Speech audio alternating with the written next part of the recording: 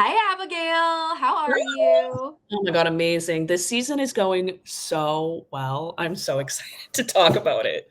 Yeah, it's going well now. I think we had a really, for us as gamers, gamer viewers, we were a little sad in the beginning, and I think it kind of put a sour taste in my mouth. Hmm, But, I think there was a lull period, but now it's heating back up for me. it is.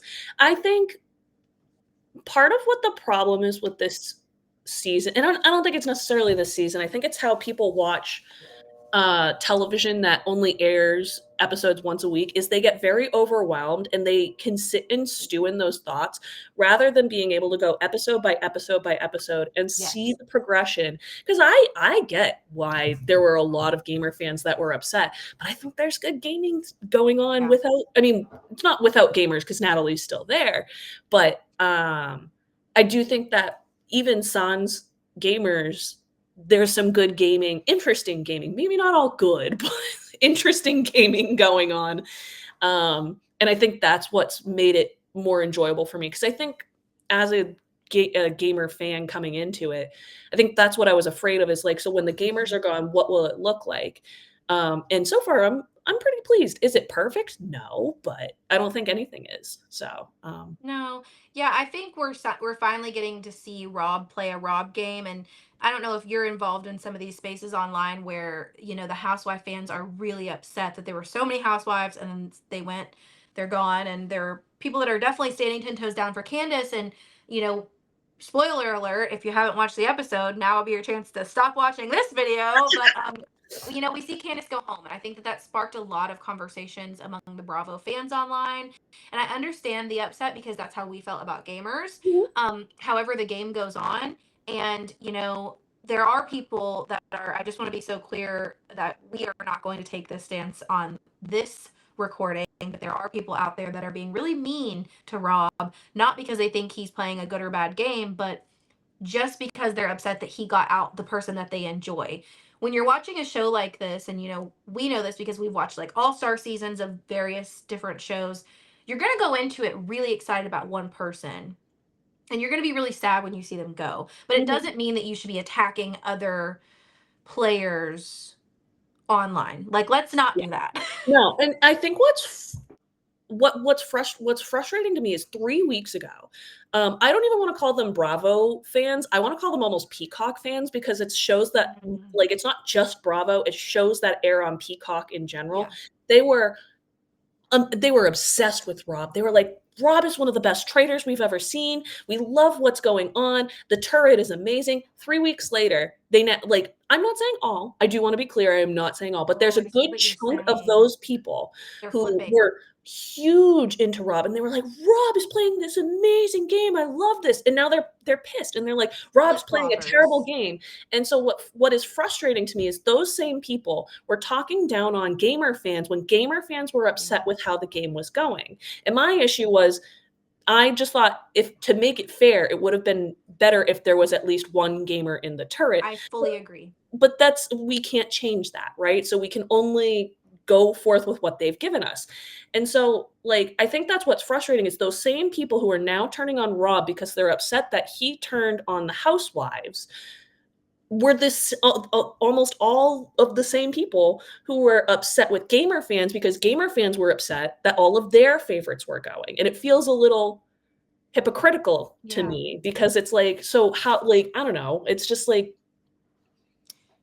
it just feels a little unfair to So, me. so typically, so what we've noticed, we've now figured out the cadence of Peacock, right? So the gamers had a good run. Suri won. Then the housewives had a good run. They didn't win, but they had a good run with like a voting pact. Then the gamers attempted to get a lick back last season with the messiness of Carolyn and Danielle and Brittany and all the things. Failed And spectacularly. they had a solid, I mean, truly Danielle almost won. Like, Mhm. had they been able to get the one vote from that one housewife and Brittany not That vote for one housewife. whatever her name, the one that was actually unwilling to be a part of an alliance. She Yeah, wanted Dolores. Danielle to stay though, to be clear. She said, well, I want Danielle to stay. And then she goes, No. oh, well, I want no part of an alliance, so I'm not going to vote with you. And it I made no can't, sense. oh my god. I can't remember her name. She was on the New Jersey Dolores. Housewives. Dolores, thank you. I was like, I've watched New Jersey. I know this. Anyways, so we saw all of that happen, and so now we're seeing. We should have thought of this before, but I guess because we've already seen the Housewives have a run, I didn't think that they would do this. Putting two housewives together, they were attempting to give the housewives a lick back. So my question to you is, moving forward on the next season, me personally, I'm a little confused as to what their next move will be, because now the housewives are all gone. So even though they attempted to give them a lick back, it still didn't work. I So mean, my personal opinion moving forward would be, our mutual on TikTok, Nicolette, she has said this on her content. She feels like this is a throwaway year for gaming fans. We needed to allow Peacock to take an opportunity to like see what it's like to not have them. But with Rob doing so well, um, I'm now wondering if one, the gamers are never gonna have a chance. Like even next season, we may not expect, one gamer to be in the turret. But also, are the housewives going to get another lick back? Like at this point, I feel like they've had their opportunity. Is I guess what I'm yeah, trying to say. I think I'm not saying I know what Peacock's thinking. I think the best way to go about it would be going back to what they had for season 2, which was a gamer, Oh, I a fully housewife, agree. and one of the random people that is not part of that. No, that's the Um, season where that's Dan's season, right? yes. Okay, no, I agree with you, but what they actually did was they chose only two traders and allowed Sure. the traders to do an immediate recruit. You are right. I have been saying that I hope that that happens again, because I personally, even though Dan wasn't, he genuinely just didn't know Me. Phaedra, and I do think what he did would have worked on Big Brother. Yeah. He just was out of touch with what would work on the Housewives. Mhm. And he has admitted that after the fact. Mhm. I do think that that setup in allowing, okay, choose a non-gamer and a gamer. You've now represented both populations, and let them mutually decide who they think would be great. I think if they did that this season, we wouldn't have seen one. Donna Kelsey should have never been in my opinion, the secret traitor. She would I have been fine in wholeheartedly the agree. as a traitor. She was just too much of an obvious selection. Yeah. They should have seen that though, and I feel like they Mhm. just didn't see that. But anyways, I could go on for days. I'm just saying that I do agree with you, but I wanted to add that it was that they got to choose, and I Yeah, think that that was the element that I should like come that. back. Yeah, and I forgot that it was Parvati, so it wasn't, And they chose Parvati. Brando. But, Yeah. but And I yeah, I I think thought that's Dan great. was going to choose Janelle. Yeah. But him That's not what I'm choosing going Janelle actually made sense. I thought he should have, because he should have known that like if he gets Janelle out, she'll go quickly because of how Janelle is. I don't want her to go quickly because I found her entertaining, but Of course. her behavior, he knows, is going to get her out quickly. Yeah. He knows that how she goes after shields and stuff. He knows that. I think he should have recruited her still to this day, only because she would have went out and that would have satisfied them in feeling as though they needed to get a gamer. Yeah, absolutely. I But totally anyway, so yeah, I just wonder. But back to the original question, I just wonder what their next move is going to be now that we've seen it not pay. Like at this point, I do feel like we should just leave the housewives alone. Like it's just not working. pick another Bravo, like, franchise too. There's Southern Charm, there's Summer House, Kate there's Chastain did Shasta fantastic. Sunset, and all of there's Below Deck. There's a ton of people from Below Deck that they could pick that would be fun for this show. So I don't know. I feel like there's a lot of opportunities. Also, there's Peacock shows too. So what was it, like the Gen Z show that was the spinoff from like all their parents were on the Mhm. Housewives. Yeah, Like those yeah, two yeah, could yeah. be great too. Like there's a ton, like Gio was just on Gia Candy Burris's daughter, I think would be fantastic on yeah. the I Traders. mean, I think Gia Oh, I know what you're watched talking about. I The watched pieces military of the show. yeah, Special Forces. I only tuned in because I needed to see Cody Brown. By I the wanted to see way, Cody get yelled at, and I yep. didn't. And then That was me I too. was felt upset because I was like, I expected more out of this. I was curious to see how that played out. I mean, I feel I was like some shocked Robin let him go without her, honestly. but I feel like, I feel like Christine could be kind of fun if they cast her for this show. Ooh, That's a yeah. whole 'nother conversation No, 'cause I wait, could list all of Tony. them. Tony, who's Tony would married be to N McKelty, both of them she's would be badass, yeah. wildly entertaining. I would live for somebody like that because 'cause they're so fun. Yeah. I think there's lots of options. I also so here's the thing. I think to answer your question you asked earlier, like what's the next step? I Yeah. also think part of the next step is a casting selection process from a broader array of shows. Love that they've been doing some Dancing with the Stars stuff. I'm gonna say it Keep it right. up. Emma Emma Slater, Yep, team you Emma just took the words Slater. out of my mouth. I This is a shout out to Emma. Absolutely, the way she engages with this show, her enthusiasm, she would be so much fun, and I would understand if she did the Australian one over US, but I'm just saying I Yeah. would prefer US. I would But prefer I but I also these are my two options that I've been thinking about.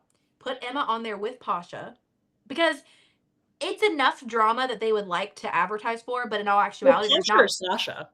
Sasha, sorry, I No, said you're Pasha, good. I didn't was I? like, "Pasha?" Sasha. But there's enough drama there that they believe to be there. It's not really there. We know it's not there.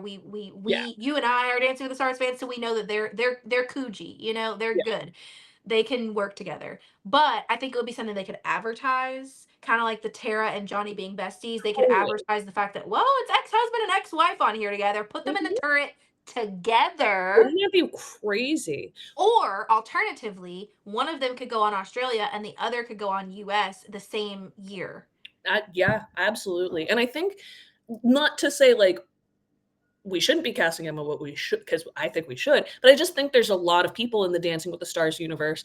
Derek, Mark has been saying Derek. I think he could be fun, but my personal pick, I think Derek and will be the next one. I was about to say unfortunately that's unfair to say, but I do think Derek will be the next I, one. I and Kristen Burt, my girlie, who covers Dancing with the Yeah. Stars, we have agreed that we think it should be Bruno Tagnoli because Bruno Tagnoli would be cinema. I don't need it to be a pro dancer. I want Bruno. I want Bruno. Bruno is giving Alan vibes, honestly. Yeah, and he would just vibe with he's the whole vibe of the show. Can you imagine the outfits he would wear to the round table? Like, I would be, yeah. uh, so Emma Slater and Bruno Tagnoli would be my biggest picks. But I would let's love not to. forget our favorite, Cheryl Burke. I do think Oh, that she would be fantastic. I wouldn't be shocked because I know she signed her first look deal with ABC, but right. she has been able to do other things. For Mhm. example, The Worst Cooks in America, even after, I believe that came Val's doing it. after. Yes, and Val is doing it, but she did Worst Cooks before Val. I'm trying to remember if she signed the ABC first look or not first. If she did, she may be prohibited from doing an NBC related franchise, but I do think Cheryl would also be pretty good. I also, if they do an All Stars, I wouldn't mind to see Max come back. And my reasoning is because I feel like Max had an unfair go.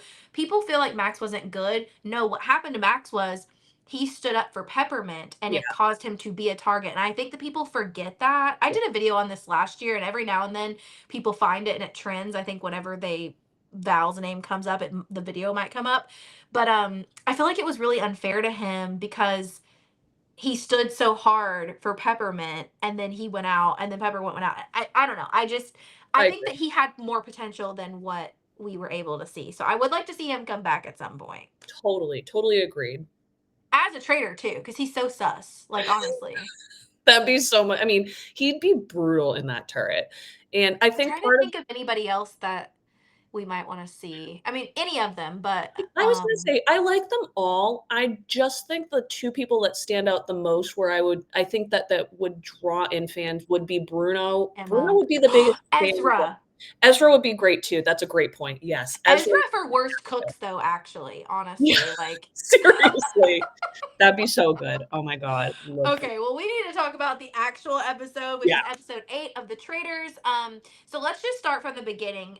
We went into this episode believing that we were going to have some explosive moments in some people went into the episode believing that there were going to be explosive moments in the initial turret. yep, Because we ended episode 7 with them. This is often what happens when we have traitor and traitor violence. They end with them walking into the turret and we don't see anything else. I was pretty sure even after the end of episode 7, I was like, Alan's just going to come right in and give them an option for a recruit or a murder. And I didn't think that they would agree to recruit. And I also didn't think it behooved Rob to do Yeah, any recruits. I didn't know what Candace would want to do, but I didn't think it would behoove Rob. And we actually see Rob proving that he thought the way I thought. He was adamant that he thought they should murder.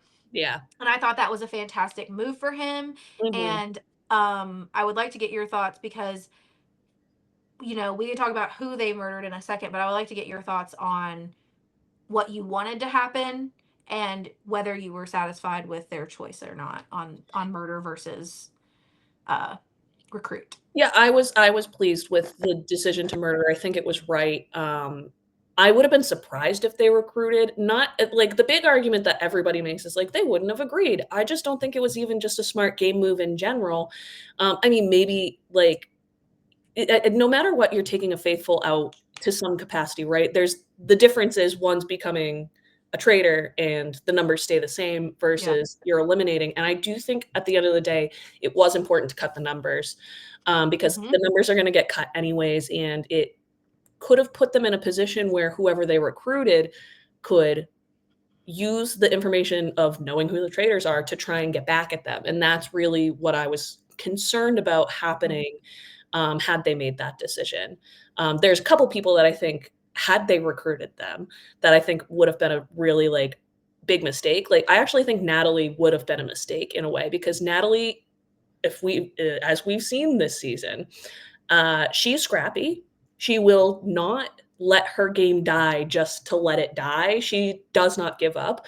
And I think with those pieces of information, she could have absolutely tried and spun something. And she Hmm. has, even though she was under suspicion by a lot of people, I think there were people who would have been willing to listen because there's a lot of people who are willing to change their votes at the round table this season, which is really, really interesting. And I just think someone like her could have been dangerous to either Candace or Rob, whether they wanted to move forward together as a group or individually. I feel like that could have been a really big risk. So Yeah, murder, I think is right.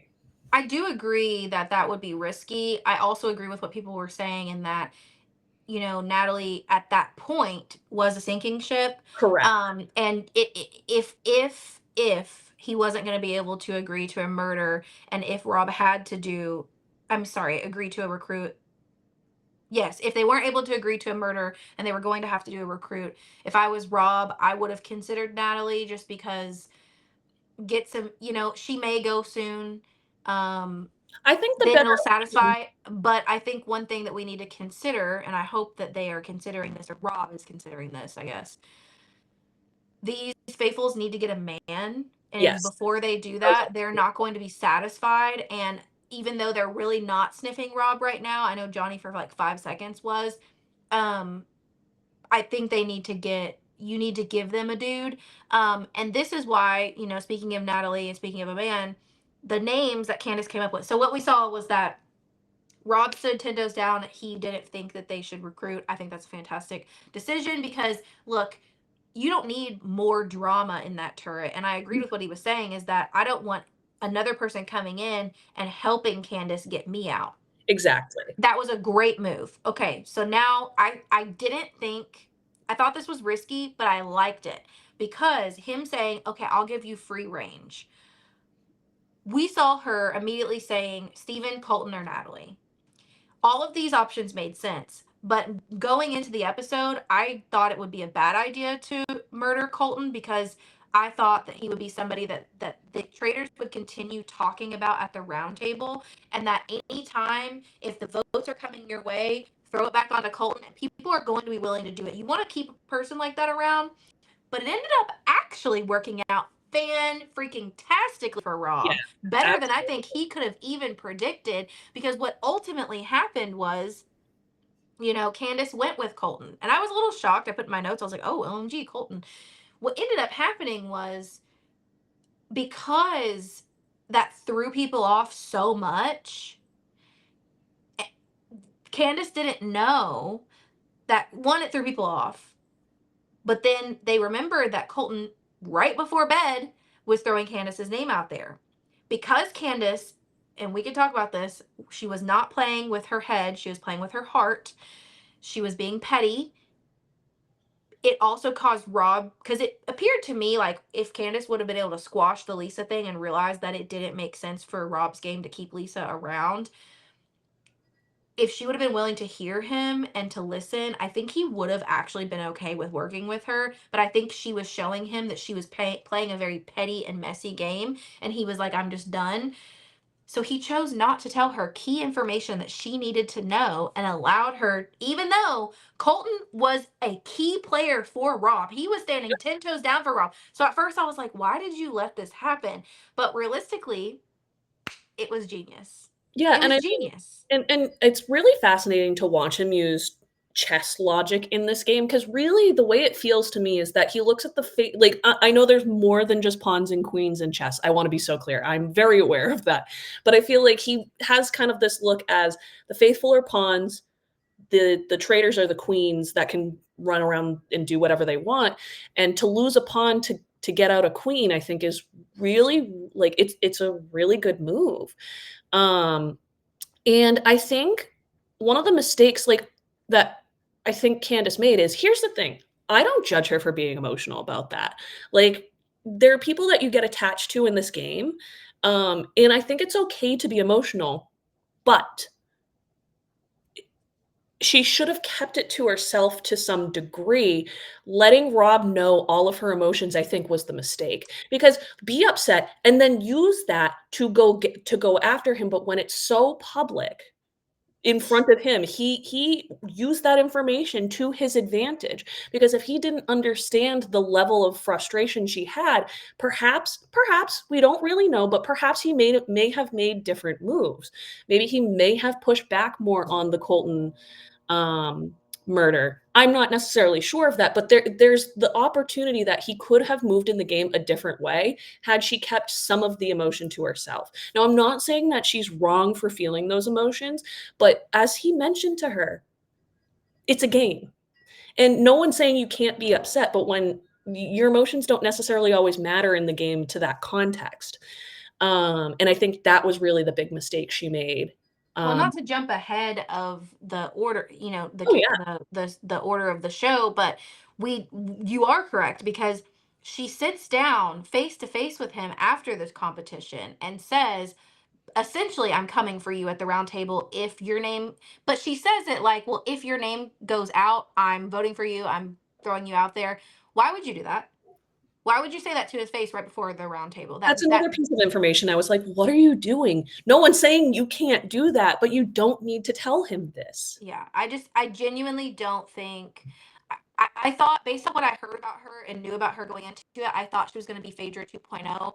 I am disappointed um that that's not the case because I think she had potential. I don't know. And I think something else that a big mistake that she and Lisa were making was that I first thought, okay, I the first few episodes I thought, oh, Ron, Rob is keeping them grounded and they are actually listening to him. And I was fearful that him being who he was, they were not going to listen to him, but he had good ideas. So I was glad that they were. And then at some point, we see them essentially talking down to him. One, they are older than him. Two, they are two women and he is this young guy that from this love show. So I get that. However, telling him he's stupid at breakfast, literally to his face, and that you're dumb, but I'll give you an egg anyways, and things like that, you are just forcing him to not be like invested in you as a player either. And Mhm. saying it in the same breath that he needs to not go against traitors and traitors need to stick together, but now you're calling him dumb. Why? And can we talk about that too? I'm getting frustrated because there's a lot of people who are watching the show who are like, Yeah. "Why is he turning on her? There's no need." People do realize that this is an individual game and that the They don't. faithful like, it's that's I what's don't think they frustrating. realize it. I genuinely think I think us as gamer viewers, we think that, but We get it. I don't get the vibe because it's the same people that were upset about the Carolyn, Danielle, Brittany of it all last year. Mhm. It's the same people. They don't want to see that. And I think that's why they were happy with the boring beginning of the season because they were sticking together. But the second one person starts playing an individual game, they're not happy with it, and I don't get it. I And truly don't, but I don't think yeah. they get it either. I don't think they get my point of view, and I don't get theirs. So No, and I mean, I just think what's frustrating is that, like, it's one thing to feel your way. Like, if you feel personally you want the Traitors to stick together, that's a great opinion. but You saying don't he's have not to. allowed to or And to shouldn't is and to tell weird. people that they're wrong or that Rob is wrong, that's not correct. Like, first of all, there's no real right and wrong in anything when it comes Like, to have they these games. seen season one?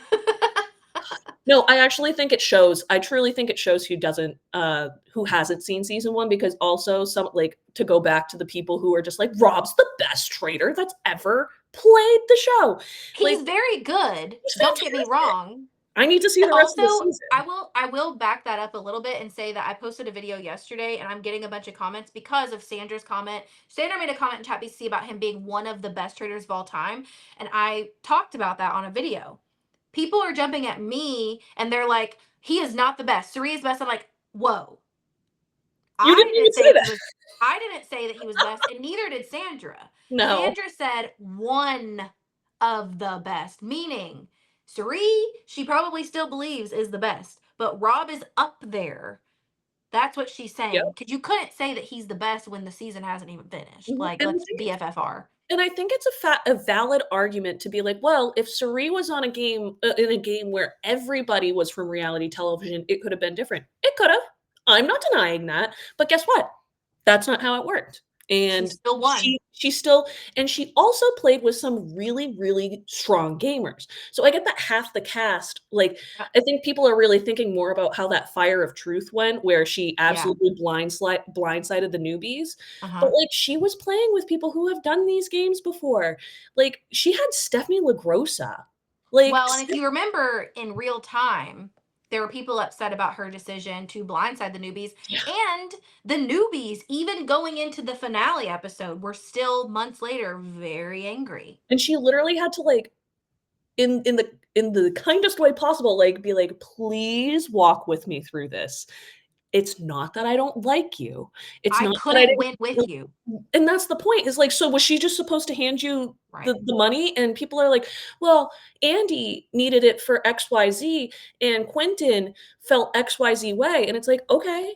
But that like, so she should And just lose a game intentionally because her of explanation was fantastic. I'm glad you it mentioned that was. because she said, I wanted to play with you and I did play with you. The difference was I was cast as this, you were cast as this. You were able to win with each other. I had no option. If you won, I lost. If I win, you lose. So why would I, like you said, give that to you? Especially when you're going on a show to win a But they game. didn't, they cast TikTokers that season. That's exactly what they did. But, Yeah. and, Anyway. but that goes to our point today in that, the outrage regarding the Candace situation, I said that at the top of this recording is that I just don't stand for people being upset. And I don't know Rob from Love Island. I don't watch it. I don't care what he did on Love Island.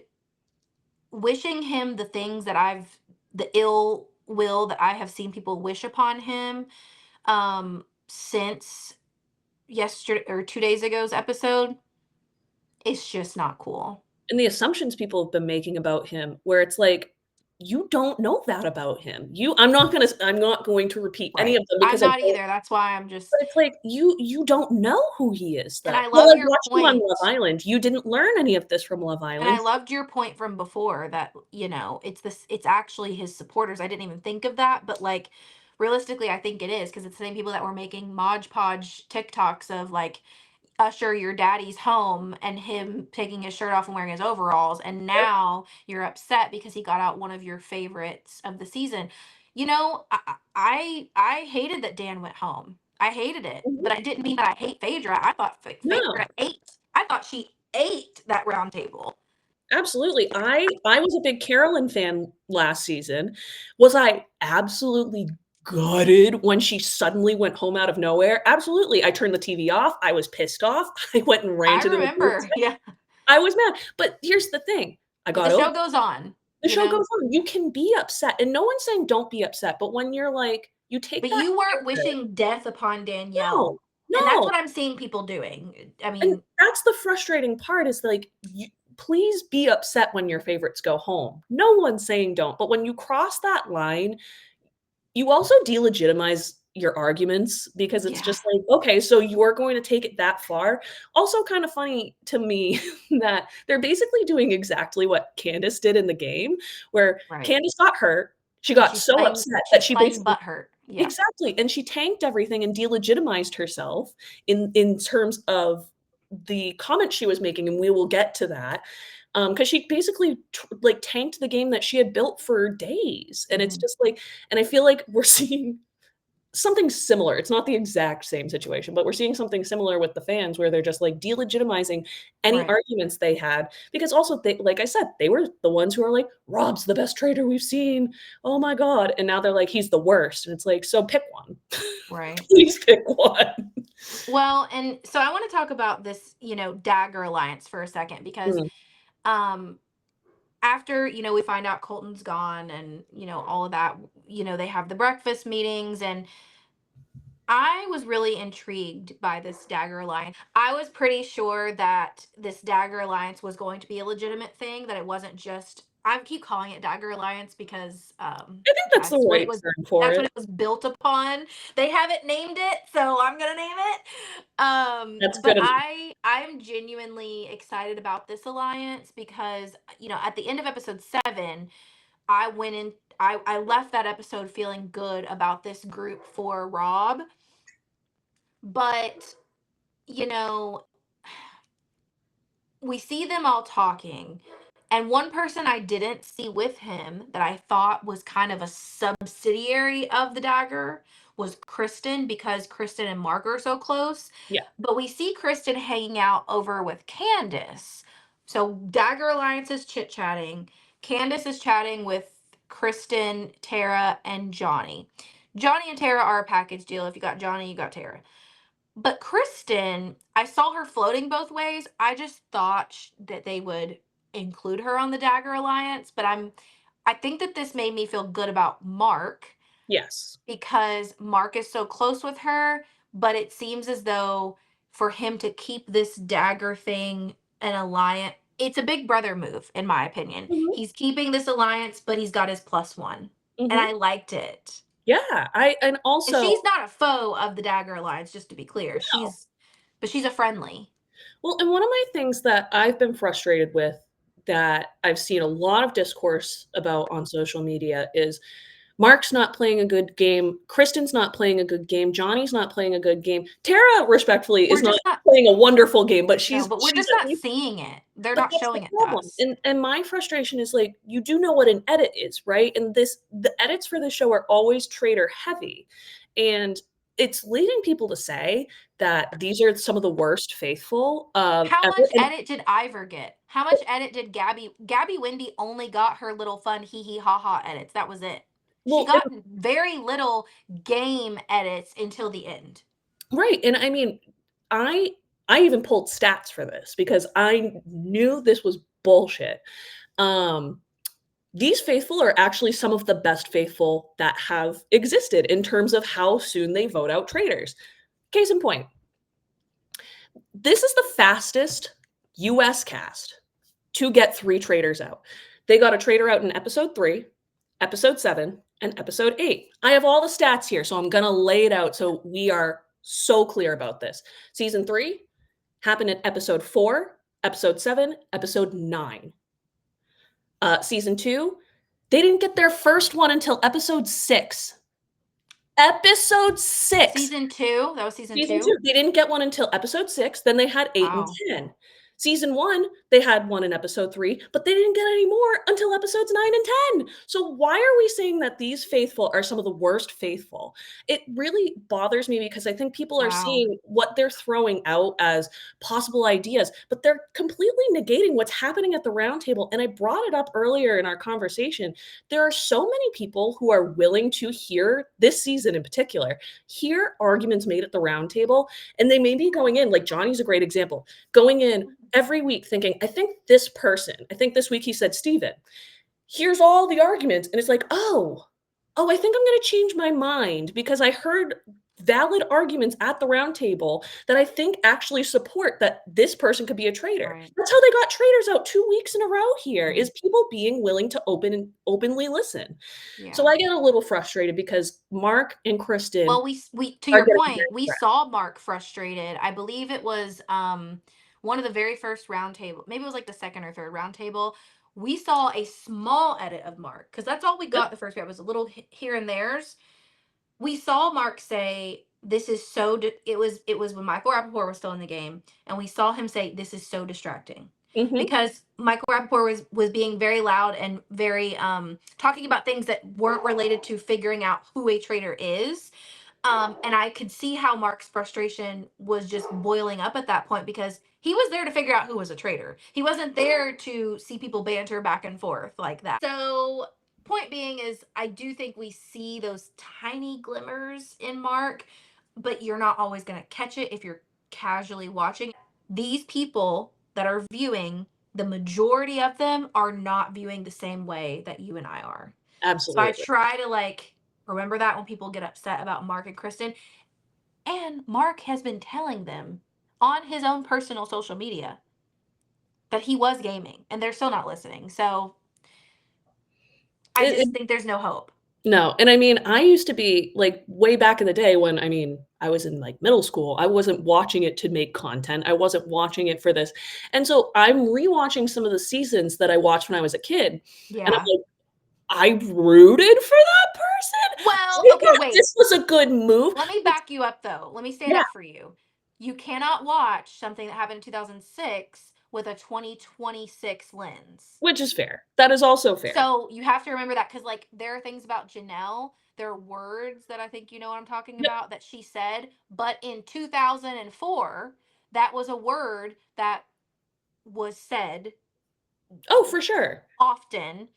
I did not find out that that word would be unacceptable. I remember I was in the seventh grade and our middle school teacher wrote the word on the whiteboard and said, "This word is never to be said in my classroom." And I've never said the word since. I Oh, was yeah. in middle school in 2005 was when this happened. It was in sixth grade. So, like, realistically, that was around the time that it was starting. So, like, I'm just saying this to tell you that, like, No, yeah. be gentle on yourself when you were like, "Oh my god, I can't," like, because you have to also think like, well, in 2005 and 2004, like, it wasn't as we didn't know what we know now. Sure. So be gentle on I yourself. think you're right on because I think that's about 50% of what I beat myself up, but the other 50% is like, I thought X, Y now there are some people that I rooted for, like, I'll throw out Earl from Survivor Fiji, right? Earl, I Not was on Earl. I loved Earl. No, I loved Earl from the beginning, right? So I have people where I was like, "Oh, yeah, I was absolutely right. I knew I liked this person for a reason," but I will admit there were people on that season that when I was a child that I really enjoyed. I'm not gonna necessarily name them, but, that I've rewatched the season, I was I think like, I know who you're talking about. Yeah. "Ooh, I don't support that anymore." And Mhm. sometimes it's just because, I wasn't aware I mean, I was a child. There were certain biases that I didn't understand. There were And certain you were things casually viewing as and but well. that Yeah. was really what it was I wasn't going back and rewatching and rewatching and rewatching and rewatching. And analyzing and yeah. I just was like, "Oh, I like literally sometimes would be like, "I think this guy is hot. Therefore, I'm going to Right. root for him." Like, or, "I think this woman's really quirky. I Right. think that's really fun. I'm gonna root," and not necessarily always even hearing what they're saying, because there would be people around me being like, "Maybe think about that." My biggest example that like, to your point, my biggest example of, like, blindly being loyal to people, I think we all loved Evil Dick. I think we all loved Evil Dick. I know. I truly, to this day, even going back and watching that season, I'm embarrassed to say, but, like, I enjoy watching it. Like, It's really drama. I have a harder time rewatching it because I know what the live feeds actually showed on some of the words that he was using and things he was saying. However, at the time, I was not watching live feeds. If After Dark was on, I would watch that, but that was it. Mhm. Watching him go to the end with his daughter, like the story that they built around him when I was, so what season is that? 8. So I was in It was That would be 2000. I was in 2007. middle school. Same time I was loving Janelle. So I was in middle school. So like I was just enjoying the edited version of Evil Dick. And I think all of us were. So like I try to put myself, to wrap that part up, I try to put myself in the shoes of some of these people that are watching these Peacock shows and not understanding where we're coming from. And not That's everybody very wants to true. analyze the game behind it. They just want to be entertained. Ryan, when I recorded with him, he was like, I just keep the Traitors in a different place in my mind because it's not a game show. It's entertainment. Yep, and it's a different viewing habit, and I think it is hard because when you and I make content, I know I haven't been making a ton, but it like, a lot of times, like you mentioned, people who don't watch it the same way we do in terms of watching it They for the jump in the analysis, comments. and they jump in and they're like, "How can you say this about XYZ?" And it's like, well, we're just and sometimes I get flustered, and it is important to remind yourself, that not everybody watches the show the same way. I mean, I watch the show with my partner. My partner is one of the most casual viewers you can get, and that's not a problem, though. I think it's also fascinating because we can have a conversation about how we see the game differently because of that, and I think it's also helpful. I just think that sometimes we can't just, like, jump down each other's throats, which can happen sometimes, and I think we need to remember that we're all friends at the end of well, Yeah, that's our little PSA of the episode is that let's be nice online to each other. Okay, so the mhm. Dagger Alliance. The Dagger Alliance is meeting, and this is where I cannot recall because I did not write it down. Someone mentions um Candace being sus. I can't remember who it was, but one of the Ouch. Dagger Alliance members mentioned Candace being sus, and Rob took that as his opportunity to say, well, you know what? Colton did mention Candace's name to me last night. And Yep, I believe another person that was maybe in the room at that time jumps in and says, yep, I heard that too. And then Mark Ballas is like, see, this is the good stuff that we've got to be talking about. So they start having some really good conversations about it. Seemed like they were picking out inconsistencies, potential inconsistencies out of Candace's game. And I liked this conversation. yeah. Oh, I mean, if we can go back to breakfast very briefly, I think Yeah. the person who was absolute who as soon as she realized what happened at the round table, she was locked in on Candace was Maura. This was probably one of the best episodes we've gotten from Maura. I think it was one of the only good times, the only good reads Mora has had. Truly. But I think it's also her learning the game. She's never really played something like this, Mhm. and I feel like I've watched her over the last couple weeks, though she hasn't always gotten it right, learning from her mistakes and trying to find being and trying to figure out the logic of things. And I think that's when things clicked today. And I think she's been significantly underestimated. But what I thought was really great was like she picked up that the throwaway vote didn't necessarily make sense. And then like when Candace doubled down later in the episode, she was like, I thought this was a throwaway vote, though. Right. And so, like, first of all, just I want to give Maura her flowers because this truly was, I think, her best episode of the entire season, and I think it gives a lot of promise for what could happen later on. Um, but I I think do it's still interesting. think that my prediction is still that Rob does make it to finale and he makes it with Mora and Mora has blind loyalty and she unfortunately loses due to that.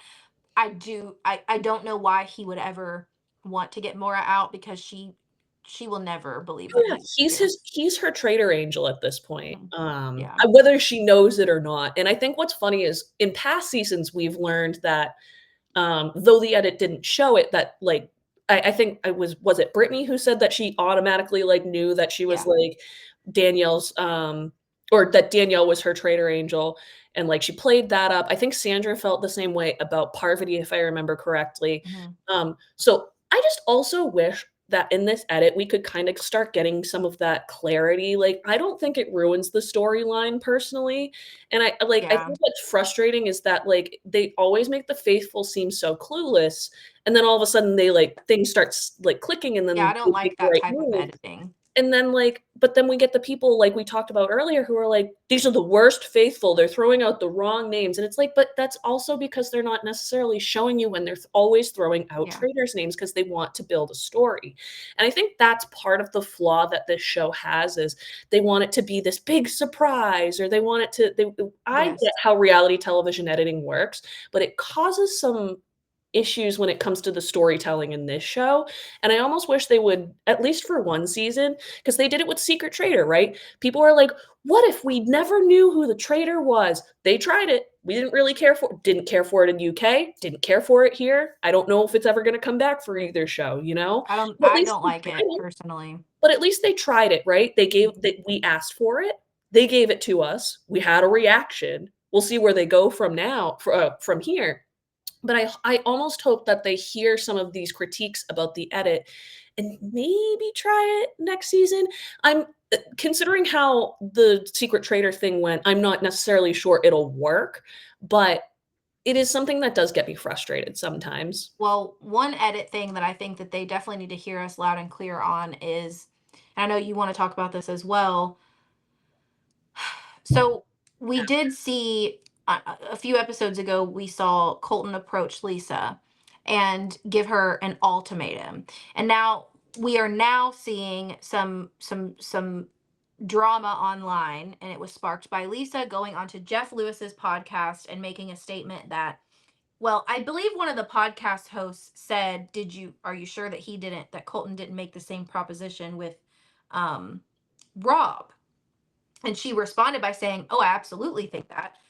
She, I don't remember her exact words, so I'm not going to paraphrase or anything, but she essentially gave me the feeling, and I'm sure she gave a lot of people online the feeling, that she believes that he gave that proposition to Rob as well when it didn't work with her. Now, this has sparked people online to believe that Colton was being protected by Rob, not because of anything other than this proposition. And I do understand what people are coming from and seeing, like, for example, Colton carrying Rob's bag was insane, like in that competition, helping him. And I get it. I get that that's Mhm. circumstantial evidence. But what I also understand is that there is nothing that is going to make me believe that they would have allowed that to happen. You're under strict guidelines to follow the rules of the game. And even though this isn't a real game that's probably not regulated the way that like Survivor is, it's still a game and they have to uphold the There are fairness integrity of rules. it. I'm sorry. There are fairness rules that they legally have to abide by, Yeah. on top of And they probably signed NDAs, as you and I were talking about. right, and that's what we were talking about before we recorded, is that recently I learned, just probably hours before we started recording, is that Brittany Haynes has also gone on the same Jeff Lewis podcast and given her 2 cents. And she stated when she was recruited to become a trader, she was required to sign a legally binding contract that strictly prohibited her from accepting that deal. So her stance as a person who formerly played the show was that even if Colton did go to Rob, he still would not have been legally allowed to agree to this. To be clear, what she's mentioning is that, because I don't know if you said it explicitly, but some people online are suggesting that somehow Colton learned that Rob is a traitor, or that Rob told him that he is a traitor, somewhere along those lines. And people are like, "Oh, it's clear." People are running with whatever was said and saying, "Oh, it's clear that Rob told Colton that he's a traitor. It's obvious that Rob told Colton as a traitor." One of my so there's 2 pieces of evidence. The first one is what we just talked about. It's just blatantly against the rules. It can't happen. But one of the, quotes that people keep, like, running back to is that, hold on, it's in my notes. Oh, it was when Colton said, "I want Rob to win the game." People took that as, Right. "Yeah, he didn't say That anybody was else." after. That was post But it season. but it also that doesn't, even if he didn't know that Rob was a traitor at that time, that statement doesn't prove that he knew that he was a traitor. All like, think about it like this, if Rob made it to the end of the game in the Fire of Truth, and he was a Right. faithful, he still wanted Rob to win. He wasn't saying he didn't want anybody else to win. He was just saying, "I like Rob. I hope he wins this game." That's not evidence that Rob told him he was a traitor. And, like, that's frustrating to me, because I know we just had the conversation about, like, we watch the show different ways compared to casuals. That's a statement that really I need people to, like, think thoroughly about, because that's not a difficult thing to figure out, and I got really, really frustrated by how many people are using that statement as evidence evidence that it happened, and it didn't, and it's obvious that it didn't. Critical thinking skills are very much lacking. But there is nothing that will make me believe that he would have been allowed to. Now, bringing that up to somebody puts them in an awkward position, and he may have went up to Rob, and that may have been his way of testing. I know CT has come out and said his way of testing was he would look at the wall and point and go, I think that person's a traitor, and then immediately look to Phaedra. I think Phaedra's a traitor, and hurry up and look to Phaedra to see her immediate reaction from across the room. And he said CT has been pretty open that he knew the entire time Phaedra was a traitor. Because That's different. those so maybe this was part of Colton's tactic and sniffing that out. Totally. Because Colton would have also known going into this that they were not allowed to confirm or deny either. Absolutely. There's a difference of, did Colton know Rob was a traitor versus did Rob tell him that? There's a huge difference. Yeah. I would love to know if Colton had gotten the idea mid-season. We still don't have his exit interview, not interview, but you know how on TikTok they're like revealing all the traitors to Yeah. everybody. We still don't have that video, so we have no idea how he feels, what his reaction is. We don't have the reunion yet, obviously, because the show's not over. So we don't have that to use as evidence of how he was feeling in that moment. So I think we all need to be patient. I will say that to myself, but I am absolutely adamant that at least on this side, Rob did not tell him. Does not mean that Colton didn't figure it out, use some context clues, figure things out. I am very, very adamant that I don't I think am that too. Rob said anything. So, we see our little dagger alliance, and then we're also seeing in the same edit, we're seeing, meanwhile, we're seeing Candace gathering with Johnny and Kristen, and I can't remember if Tara and Mora were over there or not, but her little crew of Johnny and Kristen, she'll never have Mora. Um, and this is where I get the full confirmation that I thought from previous seven, which is Candace seriously doesn't have the numbers, and she also is unaware that she doesn't have the numbers. I don't think she knew she was cooked. No, But no she way. doesn't she just truly doesn't have the numbers. And for her to continue going after Rob was, in my view, helped put the nail on the coffin in her game, because she was never going to be able to overcome Rob's little group. And I understand she may not have really known, but like also, how could you not know that he has Steven and Colton, which Colton had already been murdered at that point. But you know what I mean? Like, I just think that, Mhm. like, to your point earlier, is that she was just doing what she did was too premature. And I hate saying that because there are people online that are saying, like, oh, it was too early for Rob to go after Lisa. No. Hello? It was episode 7. There's And only also 11 there's only 11 game episodes. and she And was already episode taking 11 lead. is the finale. So like realistically, we're over halfway through the season. Okay, fine. What wouldn't be too soon then? The last And that's episode? Like, it's in terms of, like, rushing the game to get the result you want when you're not in that position.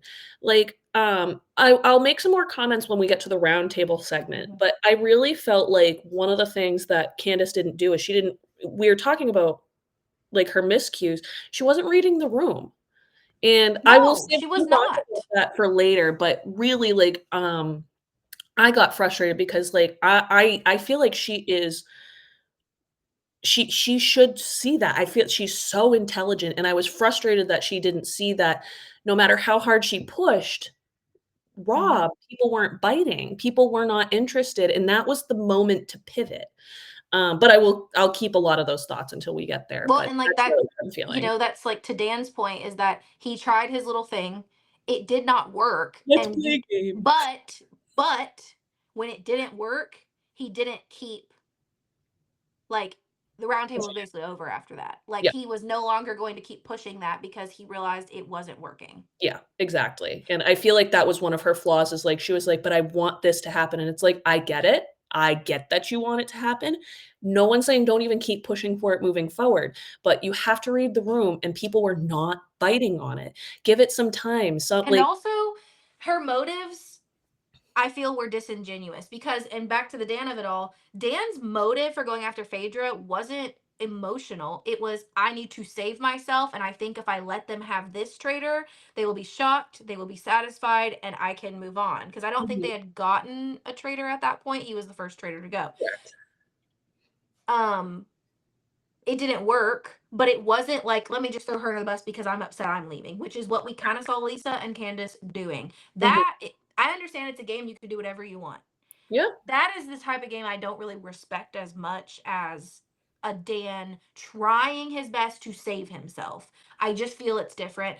And also to the it being too soon thing, I just wanted to add this is that I did look it up, and the Suri going after Cody thing happened around episode like 6 or 7. it did. And for Suri to win that season, Cody had to go early. Mhm. Now the other trader she was able to take, I forget his name, but he was a Ari. non, huh? Ari from The Bachelor. Oh, you're talking about the Christian. No, Christian. Christian, yeah, yeah. He was a non-gamer. She was able to take him, and I think she felt safe taking Ari because I think he was a later recruit, if I'm not mistaken. Yeah, he But I was. think they recruited Ari after Cody left. But Correct. Cody, being the gamer he is, she knew she could be friendly with him for a while. But she knew before finale, he's got to go. I've got to get him before he gets me. Mhm. So for anybody that is enjoying episode or season 1 but not enjoying this, I like to bring those comparisons up to people because I think that they get lost in the sauce sometimes. Totally. Um, but moving on throughout the show, we saw her, heavily going after Rob with Johnny, and to her point, Johnny, from what we saw, was bringing up Rob's name the night before to her. So continuing that conversation was fine, but I just felt like she was just balls to the walling it at that point and hoping it was going to work, and it felt like a panic move. Um, and this sort of just confirmed to me in her actions through this is that she was not thinking strategically. She was thinking emotionally and being really messy. Yep, I agree, and it's sad because she was not playing the game that way whatsoever until this episode. Maybe I mean, I guess you could technically say end of last episode, but really. And I think that's what was frustrating for me is I did not know anything about Candace, but going into this. Yeah, Like same. the first several episodes, I was like, "Wow. How is this gonna end with these 2, with Rob and her? How are they gonna go together? Are they gonna come after each other?" Because they both were playing very intelligent games. So they go off to the challenge. Do you have anything to say about the challenge? All I have to say is that this was not anything I want to see in the future. I did not find myself entertained whatsoever with the challenge. So I do have a couple thoughts. You and I differ on this, but I think it's fine. Also, I don't think people should feel the same way about the challenges because I feel like some challenges are just more entertaining to some people than others. Right. I did not like the last challenge before this. I was not a fan of it, but I get why they Yeah. did it, and it's fine. I thought this challenge in particular, not all of them. This challenge I thought was good for comedic relief because like things were so like gamer and serious, and I personally like when they can add those in. But I This will was the admit, same week that they did the phone challenge last yes, year. This is and the same week. And it was the same type of thing where they were calling over the so I like so I don't mind them. Here's my thing. I don't know if I like that only 4 people could get a shield, and like the traders were very aware of like who it was possibly. Take Rob out of that group for a second. Like, say Rob had stuck back with the big group, and another faithful had gone with that group. Like, I just think it's I don't know. I just think it's a little weird that only 4 people. Like, I wouldn't have are minded you half pro an. shield? Because I'm very anti shield. It depends on I wish that the they attack. wouldn't be aware of who got them because at this point this Yes, season we're not going to see them do an accidental murder. right. I missed that and I liked that. I Yeah. also understand why they want to prevent that production wise because episodically you have to get so far, and if the traitors are missing every episode, they're murdering somebody with a shield, how are you going to get to, then you're going to have Yeah, the ending's going to be messed up because I they're agree. only contracted so many episodes. And I understand that. Um, I just don't really love that every single time they know who's off the table. I would like Mhm. there to be a little bit more mystery. However, I prefer there not to be half the cast safe. No, and I agree. So I don't want the whole like I just what I like, and I'm totally with you. I would have been fine if they sent half the cast to do the paintings, and that there was just this mystery about who got it, you know Yeah. what I mean? Because at least and having only one, right? I don't want the whole half of the cast to have it. But, like, 4 people? I mean, like, Yeah. then they're just not gonna murder any of them. Again, let's take I Rob see out your and point that it somebody was else come in. obvious that it could be these 4 people, but Well, no and one then else. they didn't even get the opportunity to decide whether I this is the other thing I didn't like. They didn't get like other times, they didn't get the opportunity to keep it secret whether or not somebody had taken a shield. Alan was like, "And somebody's taken the shield." And I was like, "Well, Right. why did you say that?" Now, to be clear, all of this is completely moot because even though first of all, love Kristen, glad she got it. Didn't even matter. First of all, she wasn't gonna get murdered. And second of all, uh, they got a traitor, therefore there was no murder. There's an ultimatum, and we'll obviously get to that. But it just there was no point to it. And I was kind of glad at the end of the day that there wasn't because I don't know how I did not like how they went about the shield in this episode. Yeah, this episode. Well, we don't even know that it's gonna matter at all in general because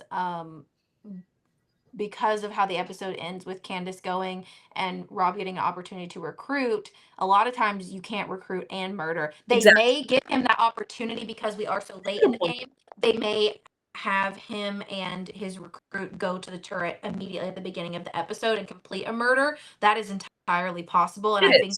I think it's plausible because we do see the person that he recruited starting to meet with him, and it shows me that they showed us enough of that decision making so that they can start off the episode with his exception or not, and then maybe going into the turret and completing the murder, and then wake up to breakfast. So I do see that that might happen, as far as the structure of episode 9. Yeah.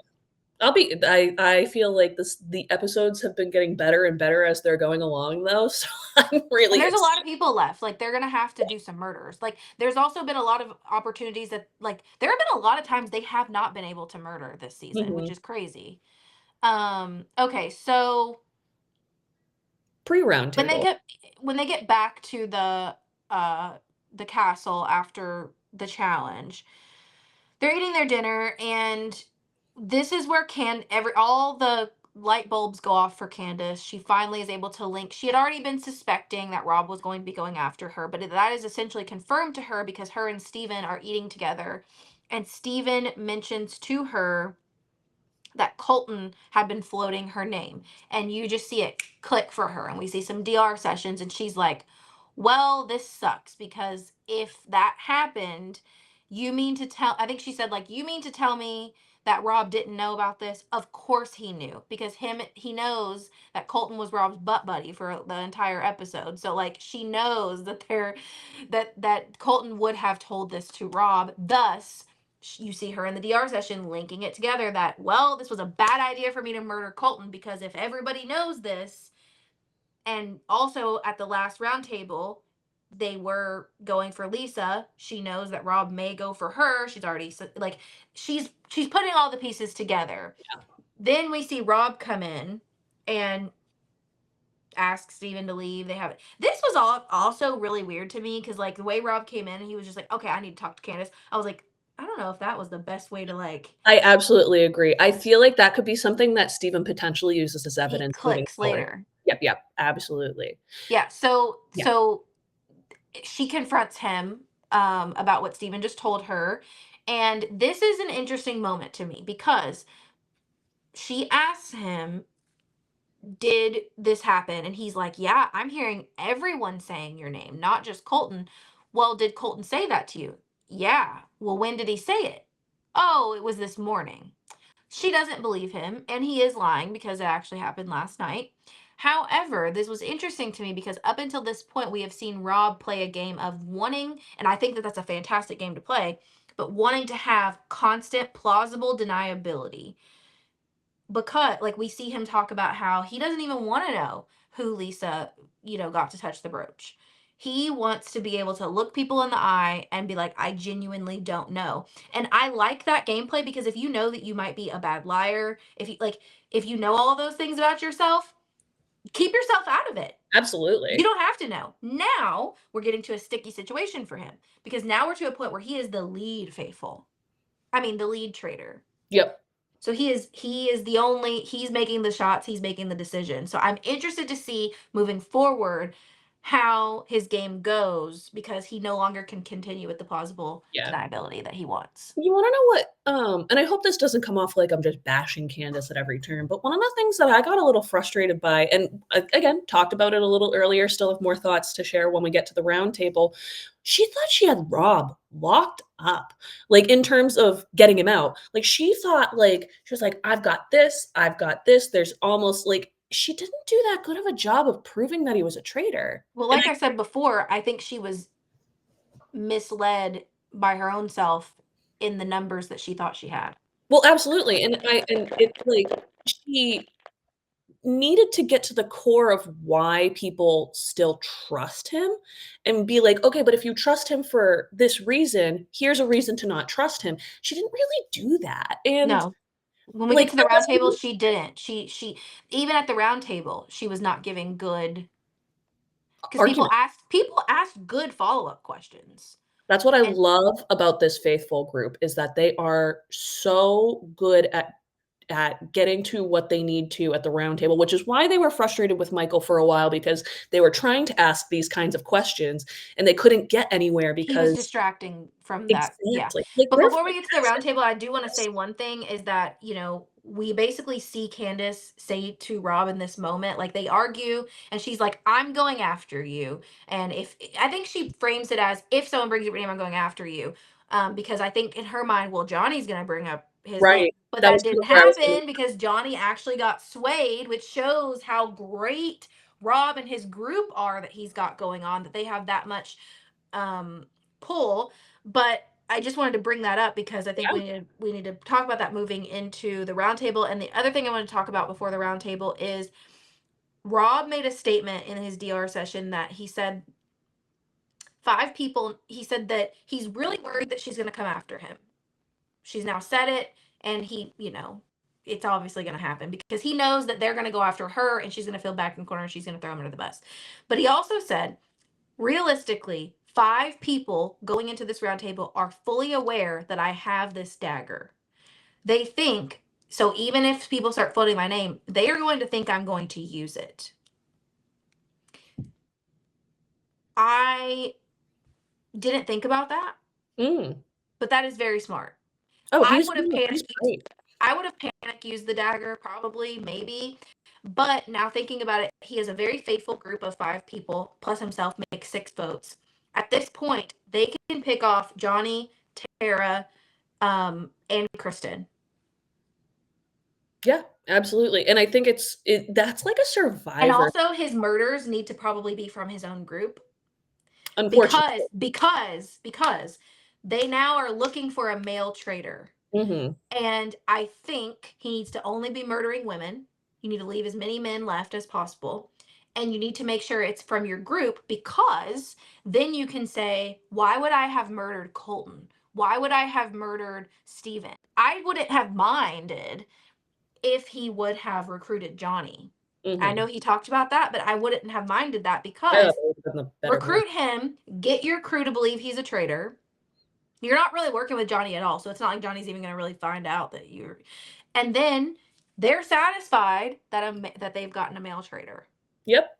I absolutely agree. I have I more think thoughts this about that when we get there. Yeah, I definitely want to talk about the choice when we get there, but is there anything else that you want to mention about before we talk about like things that were said at the round table? I just No. wanted to definitely mention that I thought it was very smart that he was analyzing Yeah. that he does have five people that are aware he's going to use it because I don't love the way that they have to go about this dagger situation. It is very much like Survivor and you're getting an extra vote, but at least in Survivor you get to like utilize the extra vote privately. I don't like that you have to get up and use it. Yeah, You see I what I do mean? agree, and also, like, I think this is kind of like it's on topic, but I just also don't like that it's called a dagger just because, like, why? Just call it an extra vote. Like, I don't know, like, dagger to me means something else, like, you can stop a murder, you can do a thing like, you can put a dagger in Yeah. something, but I don't think an extra vote is necessarily a dagger in someone's game, and I I guess think because you have a shield and then a dagger, so it's like, I get but and so yeah, I I get what you're get where saying. I actually really do get that. So I'm not saying it's the worst thing. I think that just for me, like when It goes he with the theme, but it it still does. just doesn't fit. It didn't feel like there's no it just feels like 2 very different things. Like a dagger does not feel like an extra vote to me, but that's Okay. petty. I fully agree. So we're at the round table, and all I have to say about this is yes, there was a lot of banter back and forth. Yes, I was very certain that Candace was going no matter what banter happened. My concern was for Rob moving forward after this. Yeah, I don't think I'm as concerned as I was before the same. round table. I think he's still very, very safe. I have concerns with Natalie. Um, She and she did, I will say, I will follow this up by saying I know afterwards she did tell Tara that she felt really stupid after doing it, but we have seen Natalie be able to be swayed before, and I am disappointed. Let me be clear. I think Natalie's playing a great game. Oh, yeah. I think her going up to everyone as soon as she found out she was a faithful and saying, "Just so you know, I'm a faithful," that could have backfired on her, but it worked. Her being like, "I'm gonna aggressively go after these traitors." I am just concerned by her ability to like not think clearly, because I just, and she admitted that she wasn't thinking clearly in that moment, She gets but emotional. that behavior that she's doing, the only other person that has done that, I keep forgetting that Dorinda's even there, so I guess Candace maybe thought she had Dorinda, but Dorinda is the only person this season that has just voted for whoever the hell she wants to, Yeah, which I love. That was a big thing that we were upset about last season, is that they weren't able to get out any traitors for a long time because no one would just vote together. yeah. I am frustrated with Natalie because this is not the first time that I've seen her vote get swayed. And she knows better than anybody at that round table that whatever you agreed to going into that round table, just stick with it. And we saw this conversation happening with Mark Ballas and maybe Steve and a couple others earlier in the season, where they were like, before we get to the round table, we just actually no. You know what? I may have not gotten this from the episode. Steven has been posting videos on TikTok. I don't know if you've seen them. Yeah, He said that I think it was Ron or somebody flipped their vote, somebody he was working with, and after that they all had a gathering and they were like, "Look," or no, sorry, it was that they threw a name out at the round yeah, table. yeah, And it caused the votes to get messed up. And they had a clear conversation is don't do that. Let's decide going into this what we're going to do, whose names we're going to bring up, and how we think we want to vote. Don't bring up a random person's name at the round table. You don't, it's going to throw people off, it's going to mess us up. They were understanding that they should be voting together.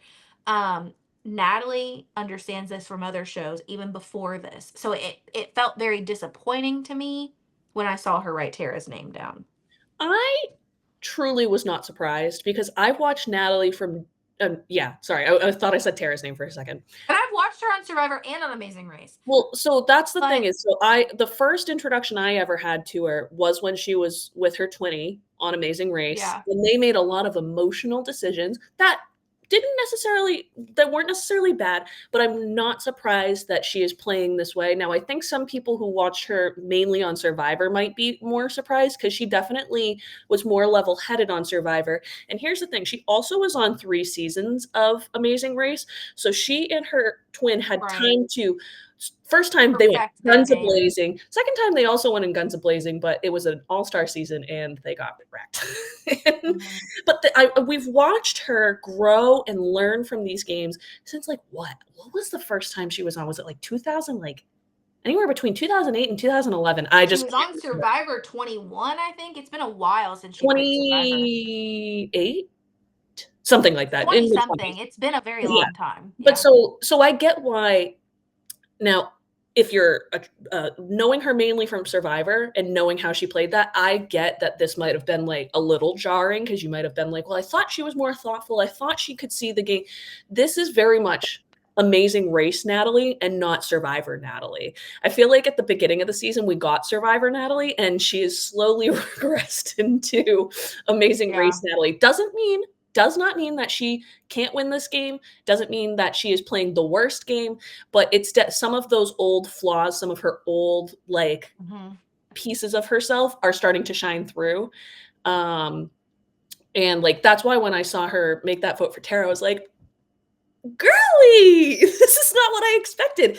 So even I was a little surprised, but like I go right back to how she operated on The Amazing Race, and it doesn't actually, this, despite the initial moment of shock, doesn't actually necessarily. Yeah, I mean, I could see that because she is so physically fit that I think she does typically try and rely on competitions to keep her safe, but unfortunately on a game like this, you can't. That's not how that works. So let's talk about how the votes landed because this is a very interesting topic. I think the only vote, um, we saw Natalie vote for Tara. That was a hanky vote. She knew she had to have known when she did it that nobody was going to vote for her, and it was just so stupid. I get maybe logic in like, oh, well, let me do this, and maybe it will give her suspicion next time. But I don't think that that's what the logic was. I think she was Right. just upset because she did find out something. I can't recall what it was, but she did find out something about Tara saying her name or something that was upsetting to her at the round table, and that was, and Yeah. she told her afterwards. I feel like it was stupid. I regretted it as soon as I wrote your name down. Yeah, but she pulled a Candace. She let her emotions get the Yeah. better of her, and she let it control her vote when it didn't need to go that way. So we had one vote for Rob, which was Candace, but every other vote was for Candace. And the reason I want to say that this was very interesting is that we are truly seeing Rob's alliance stick together in voting. Eric, Eric, Rob, Mark, uh, Steven. Eric, Rob, Mark, Steven, and there's one more. Natalie was part of the Dagger Natalie. Alliance, but And she Natalie. didn't So vote so with I them. guess we're seeing her, she swayed or whatever. But we Yeah. are seeing at least his core group of dudes. They are sticking together. Colton would have voted as well, but he was murdered. Um I like I said before, I was going into this thinking it would be a terrible decision to murder Colton, but I think it's actually really going to work out in Rob's favor, especially with Candace throwing his name out there because he can continue to say, "You all saw how close I was with Yep. Colton." Um, that's damning evidence, honestly. Like, and I think um moving into like what happened after the round table and him getting the opportunity to recruit, actually he only can recruit, actually Alan has not told us that there won't be a murder take place. If you think Correct. about what he said once it gets down to one traitor you get the opportunity to recruit, but he did not say you lose your opportunity to murder. So Right. we'll see maybe what happens with that later, but we see him debating on Mark, Eric, and Johnny. Now I saw the pros for Mark and Johnny. I see no pro for getting Eric. And I also think it's crazy that his reasoning for wanting to recruit Eric is because, well, sorry, he wants to recruit Eric because Eric's faithful to him and he thinks that they can work well together. But he also said he was nervous about recruiting Eric because he thought that Eric would do him the way he did the housewives. Yeah. That was I the mean, dumbest statement of the that I have ever heard Rob make, and I think that Rob is a fantastic trader. Like, what are you? so What? I don't necessarily disagree with Eric that. doesn't have it in him to do that. He just I think doesn't. it's just a concern.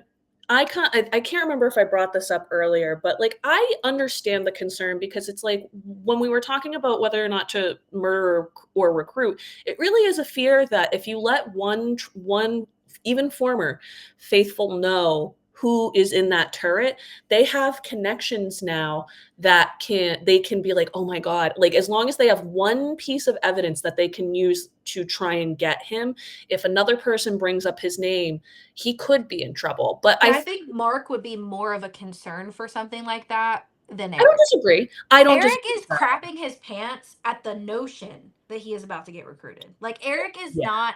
Emily, actually, when I recorded with her, she firmly believed at that time. I don't know what she thinks now, but she was like, Eric's going to decline it. She said that he had I don't think so. said. She was like, he has done an interview saying he's the faithful of all faithfuls. I don't think he's going to decline it. He's not Yeah, going to do a pilot, Pete. But I'm just saying, at that time when we recorded, she was like, there's no way he doesn't have it in him. Um, I thought of these choices, obviously I'm biased and I wanted Mark to have it.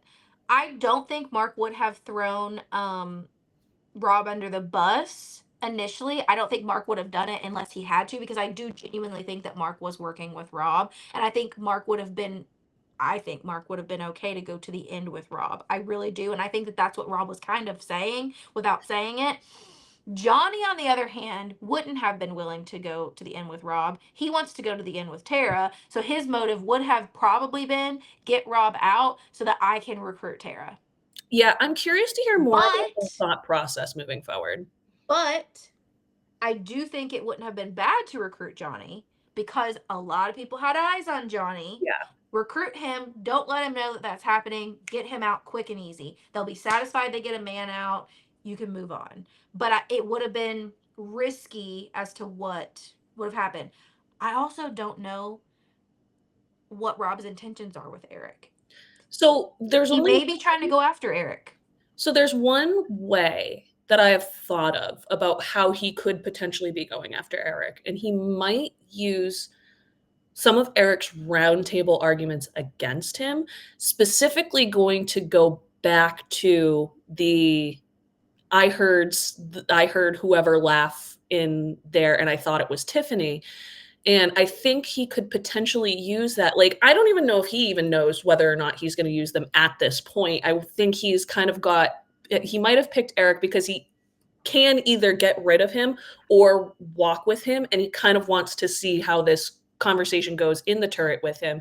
Because I really do think that he could potentially get people to start talking about Eric being like, yeah, well, he brought up Tiffany intentionally because um The risk he behind wanted to that, get though, the Abigail, is that Eric is within his Dagger Alliance, but Johnny isn't. So that's the only reason I say that it would be no, easier to get out Johnny quicker than it would be Eric. But I see what you're yes. saying. It's just that where they have that group going on, I just Well, thought so maybe. I think that's why he picked him though, because if you go with Johnny, the point is you're getting him out no matter what. You're really not going to be working with him.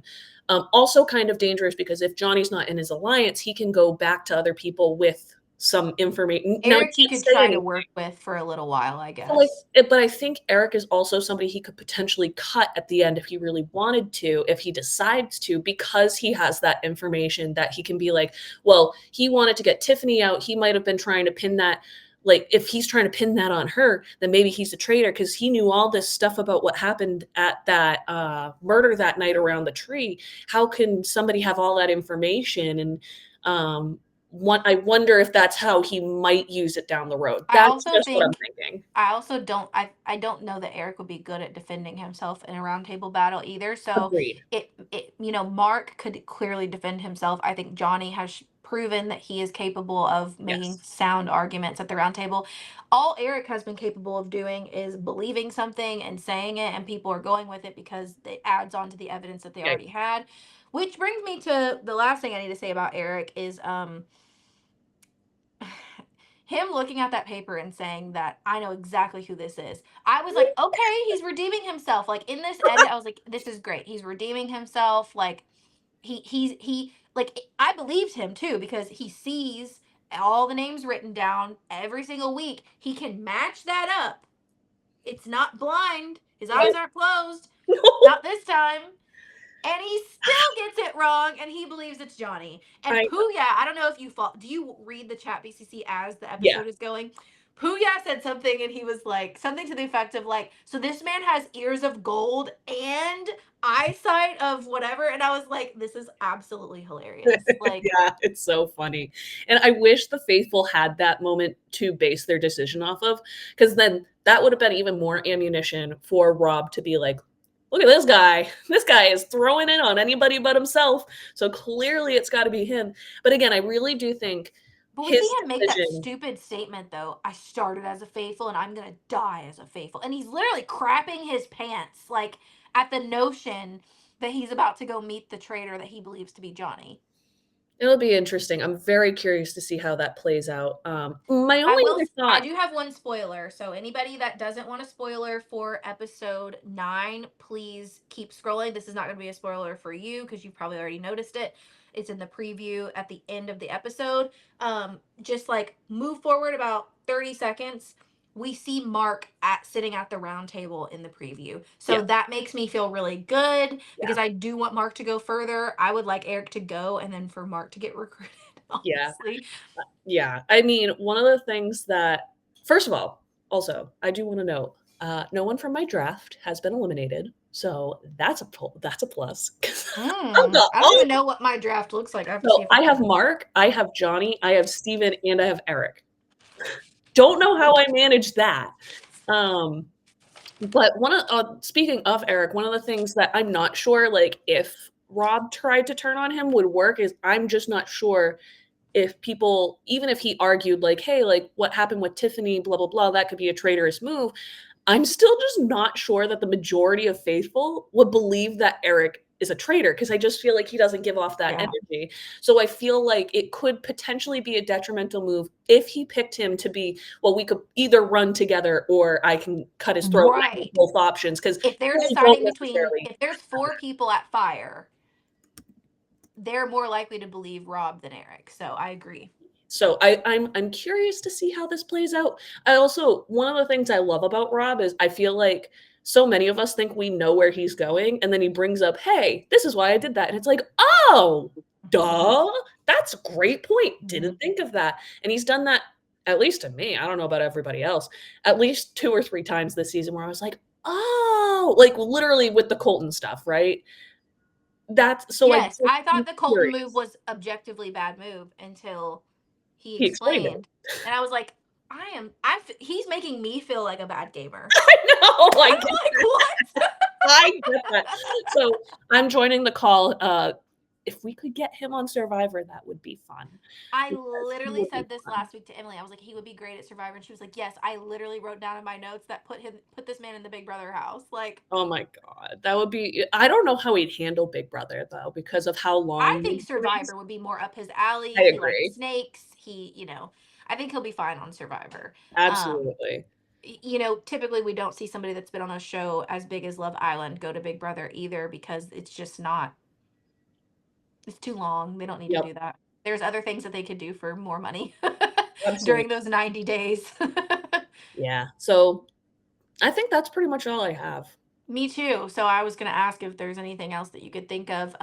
What do you have as predictions? I was going to pull up the preview and read it to you, the episode preview. I have But absolutely no predictions going into this episode, and I think that's kind of the way I like it because there have been a couple episodes, like the one where Ron went home. I literally looked at the preview, I looked at what happened, and I was like, "Oh, okay."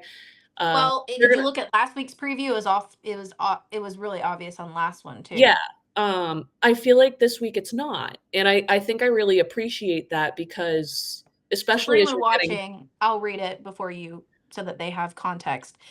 Episode 9 is called Think Outside the Box. While a new alliance is tested, suspicions force an old suspicions force an old one into the spotlight. The mission puts the traitors under pressure and one player receives some unwanted attention. Oh, so first of all, it says Traitors, so okay, so Eric accepts. Yes. Well, yes. The creepiest, that's what I'm saying. They are not even good at not spoiling Hiding us. it. The creepiest murder yet, which I'm like, I think they already revealed that it was going to be the game that they're doing was going to be the one that's the artwork, but it's going to be related to artwork, but it's going to be inside the church, and Yeah, typically the yeah. one when they're inside the church involves coffins Yep. or anyways, the creepiest murder yet is about to be sprung on one of the faithful. And yes, like if you look at last week's, there was something else that they said on last week's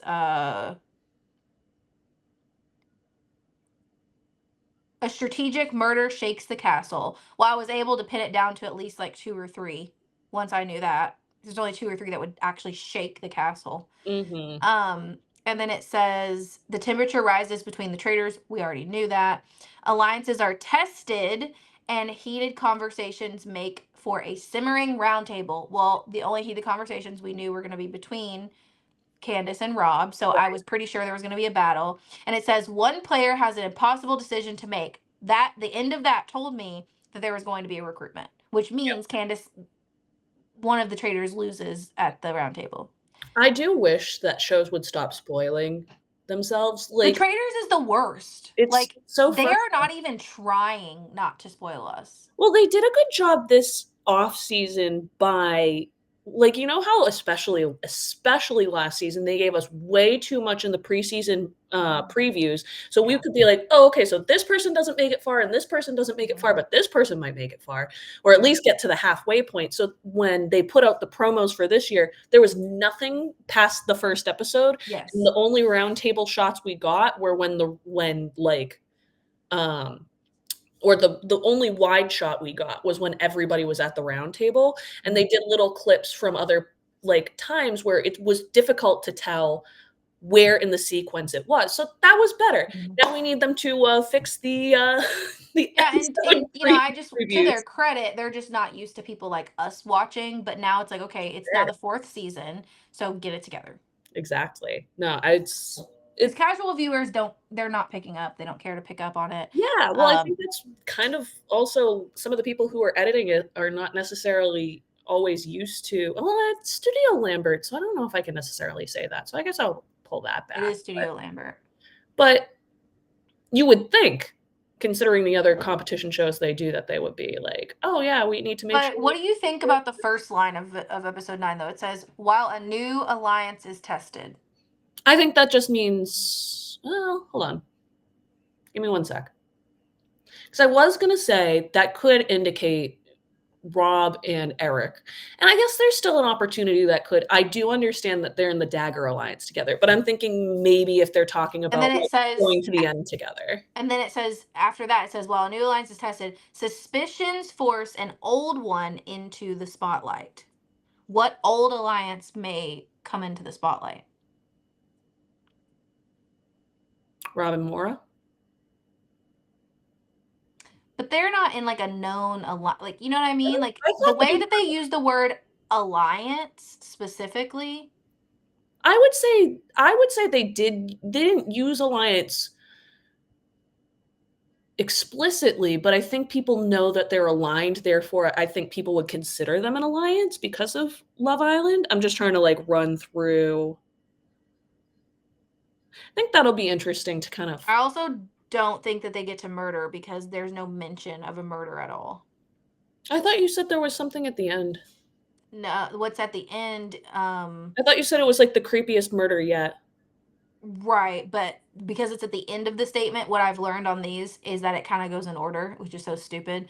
But like the episode description, like Oh, yeah. if there was a murder at the top of the episode, it would have been mentioned at the beginning of the statement.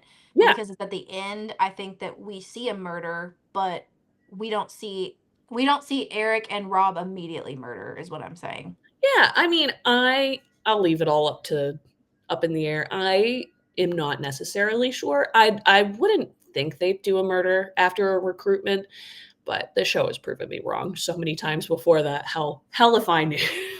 It just does one thing that does suck is that the faithful should know, um if there's not a murder, that it's very possible there was a recruitment. And that's one thing I don't necessarily love about the show. Mhm. Um yeah. Yeah, I'm with you on. I think to Tony Velasquez last season mentioned this, but having an incentive for the faithfuls to actually get traders, unfortunately I don't think that the production team is incentivized anymore to do this because this season has been really good with getting out the traders pretty early on. However, I do agree with what Tony said regarding his season is that people were just voting out anyone. Oh, your name came up and it's not my name, so I'm just going to vote you out. Having an incentive such as if the faithfuls get out a traitor tonight, there will be no murder. Also, that would allow for the recruitment to happen without anyone being aware that a recruitment happened because the faithfuls are safe for tonight, so you're going to recruit instead Definitely. in lieu of murder, but the faithfuls know that there's not going to be, you know what I mean? Yep. I just think that that would what Tony said, I harp on it often because I think it's just a fantastic idea to allow the faithfuls to have an incentive to go after Trader because I think it was who was it that they were going after his season and everyone knew. Oh, they weren't going after Boston Rob, and everyone like should have known Boston Rob was a traitor, but they weren't going after him episode by episode. Um, and there was a couple other things I think that Yeah. we were just like, come on. Yeah, absolutely.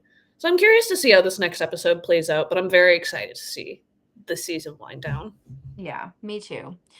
Okay, Abigail. Well, it was so fun recording with you. I miss Yeah, doing this more me often. too. We used to do this all the I time. know. It was honestly exhausting. Like, I'm It not was. mad that we've dialed it back. I know the Wicked Unscripted is kind of defunct at this point. It's not totally It's on defunct. hiatus. Let's Hiatus. We'll that call it a way. hiatus. On hiatus But for now. it was fun doing the drafts, but keeping up with them. Like I told you earlier, I don't even remember who I drafted now because Oh, I can it's pull it not up. relevant because we're not talking about it anymore. So you currently still have Natalie, and that's it. You have Oh, I'm Monet. losing. I'm sorry. Who did you say you have left again? I have all of my picks: Who Mark, are your? Johnny, Steven, and Eric.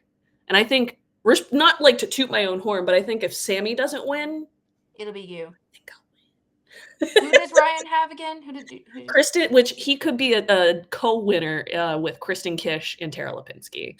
Um, Yeah. I I do get vibes that if a faithful wins, it would be Kristen and Mark.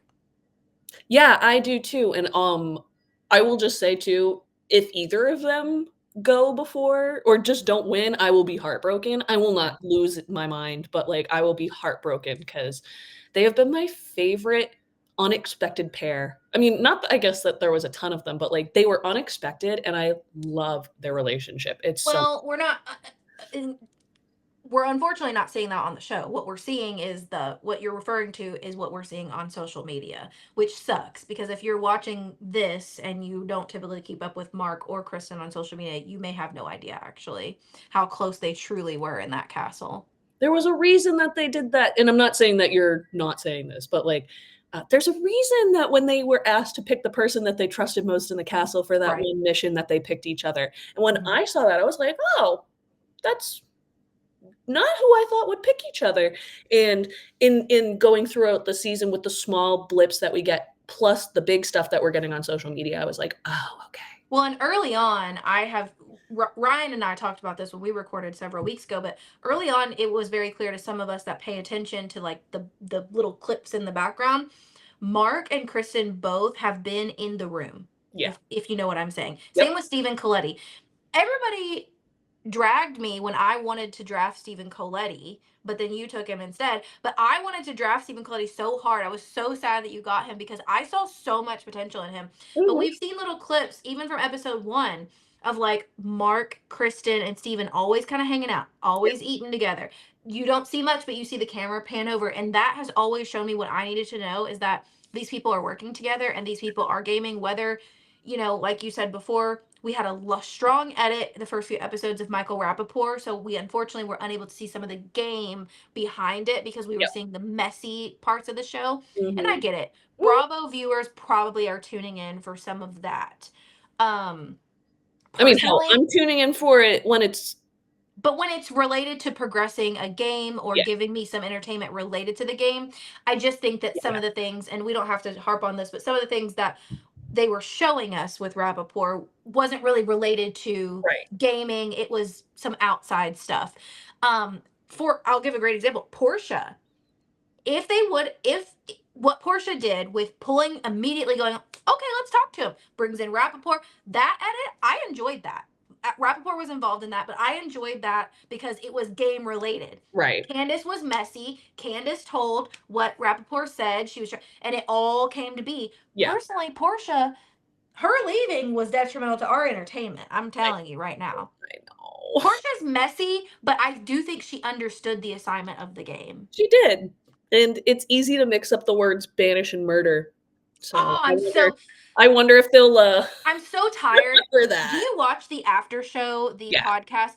I think Boston Rob said on one of the recent ones, he was like, "Can we move on from this? I Like, know. can we come up with a new?" I get that there's not a lot that you're going off of, but like, it has shown not to be fruitful at this point. But I can't you can't just base it on that one moment, in my Yeah, opinion. And I get why Ron did. I get it. sure. I'm not saying that it's, like, invalid. It's Yeah. just gamers, you probably need a little bit more information than just, "I heard somebody use an interchangeable word." Oh, an whatever. interchangeable word.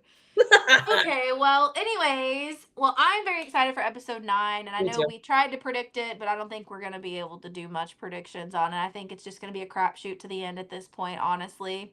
I'm excited though. I A I think no crapshoot, but matter I'm what is feeling a crapshoot, but I'm feeling good about Rob though. yeah, no matter what, I'm happy with everybody left, just about everybody.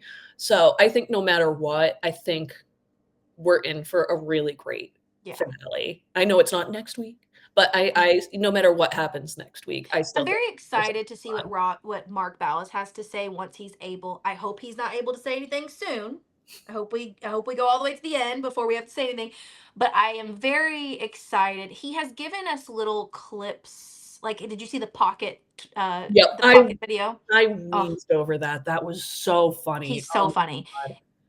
I just think that he's given us little Easter eggs of information, and like he actually liked my video. I did a video like that. I was really hoping that he got recruited before the and he liked it. So I was like, "Ooh, this is a good sign."